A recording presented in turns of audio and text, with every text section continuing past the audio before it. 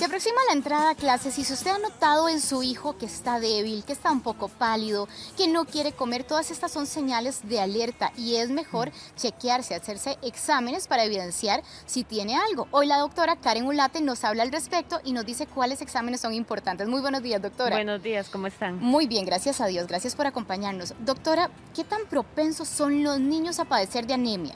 Bueno, en realidad los niños son una población muy susceptible a tener lo que son las deficiencias nutricionales. Y las deficiencias nutricionales se relacionan con anemia, ¿verdad? Lo que es la deficiencia de hierro, ácido fólico, vitamina B12.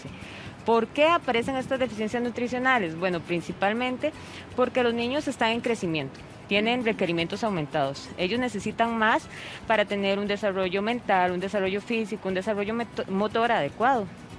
Pero ¿qué sucede? Que comen mal. Son niños que están en una transición en su alimentación. Empezamos con la lactancia, después de la lactancia empiezan a introducir alimentos en su dieta y ninguna mamá en casa me va a dejar mentir que los niños se vuelven súper quisquillosos con lo que comen, ¿verdad? Algunos comen carne, otros pescado, otros pollo, otros no comen vegetales, otros solo comen vegetales y esto hace muy difícil para las mamás en casa pues poderle dar todo lo que necesitan. Entonces, al no tener todos los nutrientes de su alimentación y tener unas necesidades aumentadas para su desarrollo, es que aparecen las deficiencias nutricionales y aparece lo que es la anemia. Entonces es una población susceptible, doctora. Es una población susceptible. De hecho, es muy común que en los niños aparezca principalmente lo que es la anemia por deficiencia de hierro, que es pues lo más común usual en esa población. Doctora, ¿verdad? ¿Cómo se manifiesta en un niño? Yo como mamá, ¿cómo me daría cuenta que mi hijo tiene anemia? Bueno, cuando la anemia ya está avanzada, digamos es una anemia fuerte, vamos a ver características como que está cansado. Lo principal, lo que ven las mamás y lo que yo he escuchado, ¿verdad? De la experiencia de las mamás es que no juegan igual, digamos, no se sienten igual. Ellas ven que no tienen la misma energía, que duermen más y además pueden empezar a notar cosas o cambios físicos como que el niño está más pálido, ¿verdad? La conjuntiva, que siempre es parte de si el ojito está más pálido o no, es siempre pues una característica llamativa. También tienen el hecho de que cambian cositas en la piel, se empieza a hacer la piel más descamativa, empiezan a tener comisuras en la boca, ¿verdad? Son características que le indican a la mamá que algo está pasando y que debe evaluar. Bandera roja, busquemos qué es lo que está pasando, hacer exámenes, ir al pediatra para ver cómo se puede tratar al niño. El sueño, doctora, un chiquito que es como medio dormiloncito, ¿verdad? Que se queda durmiendo de una manera muy sencilla, ¿sería un signo de alarma? Si es, tal vez no dormilón, si siempre ha sido dormilón, pero si él siempre ha sido activo y de un momento a otro empieza a dormir y no querer jugar de la misma manera, eso sí es una alarma de que algo está pasando. Es importante también que las anemias no son evidentes desde un principio, ¿verdad? La anemia, principalmente la anemia nutricional, es silenciosa. Ella empieza cuando nosotros tenemos un proceso anémico, el proceso anémico no es que dejamos de consumir hierro y ya al día siguiente tenemos hemoglobina en 5, sino que dejamos de consumir hierro, esto se llama anemia crónica, y pasan varios meses para que aparezca la anemia. Es paulatino. Ajá, entonces, es paulatino.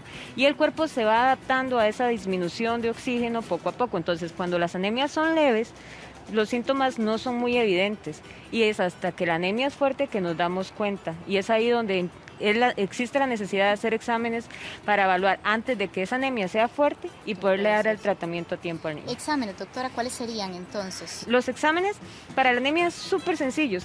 Es un hemograma. Es un examen muy fácil de recolectar. Es un hemograma donde se necesita poca sangre. Es un hemograma que es cómodo, es accesible para las personas, así que se puede realizar con facilidad y, por ejemplo, se puede tomar del dedito, se puede tomar de la vena, ¿verdad? Tenemos esos tubitos que se utilizan que son cuando se utilizan para el dedo, ¿verdad? Que son tubitos mucho más pequeñitos de lo que son los tubos tradicionales que se usan para los adultos, pero en caso de necesitar, digamos, tomarle una muestra de vena, podemos utilizar estos de acá, que son más grandes, y existen también lo que son las agujitas de bebé, ¿verdad? Las famosas agujitas de bebé, que son estas de acá, que son las que se utilizan cuando se necesita tomarle una muestra venosa a un niño.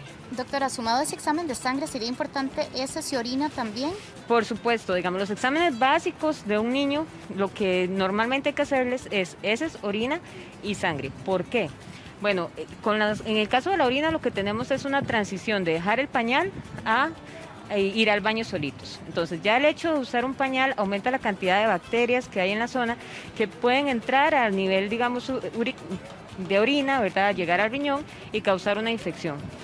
Los niños no tienen la capacidad de los adultos de decir, algo me está pasando, ¿verdad? Claro. ¿Qué siento? ¿Esto que siento es una infección de orina? No, ¿verdad? Ellos no lo comunican de forma tan evidente.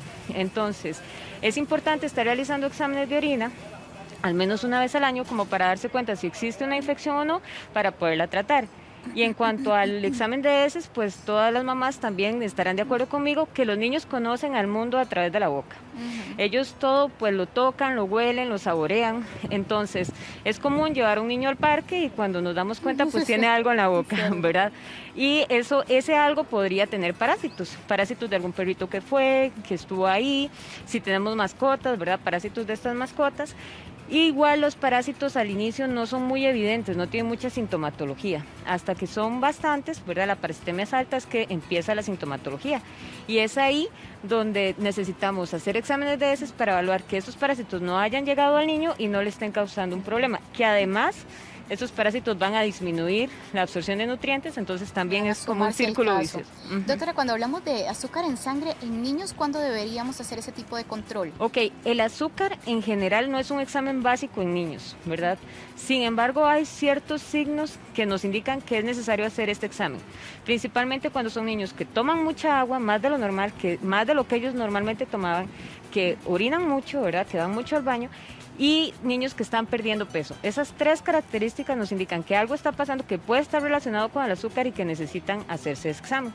Además de niños con sobrepeso, ¿verdad? Que los niños con sobrepeso nos podrían también tener alguna alteración en el azúcar y es necesario hacerles estos exámenes.